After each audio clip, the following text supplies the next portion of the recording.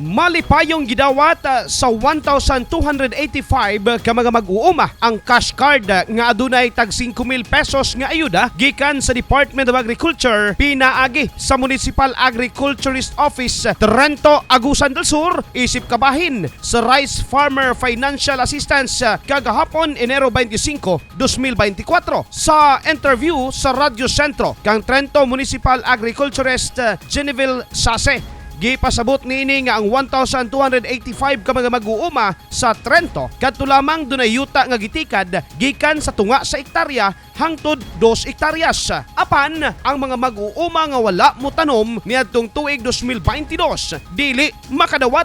Ato ang beneficiary sa Rice Farmer Financial Assistance kadtong nagtikad og 0.5 hangtod 2 ka ektarya ang ato ang beneficiary ani.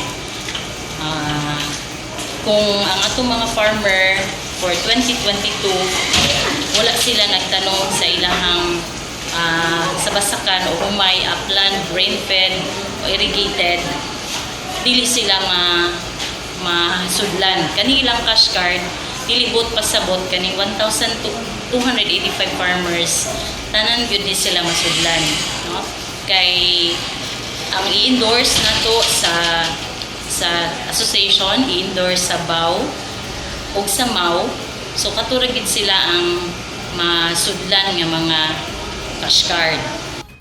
Dugang niini dili tanan nga nakadawat og cash card dunay sulod nga 5,000 pesos apan giawhag sila nga modangop sa Trento Municipal Agriculturist Office aron nga maklaro og mapasabot ang mga benepisyo. Ang nadawat sa mga mag-uuma kabahin sa 12 billion pesos nga budget sa Rice Farmers Financial Assistance kon RFFA program nga usa ka unconditional financial assistance ngadto sa mga farmers gikan sa excess tariff collection sa mga imported nga mga bugas. Ang maong ayuda ihatag ngadto sa mga mag-uuma nga nakarehistro sa registry system alang sa basic sector sa agriculture niadtong 2023. Arnel Cortez sa Radio Centro Agusan alang sa Newsline Philippines. Stay safe!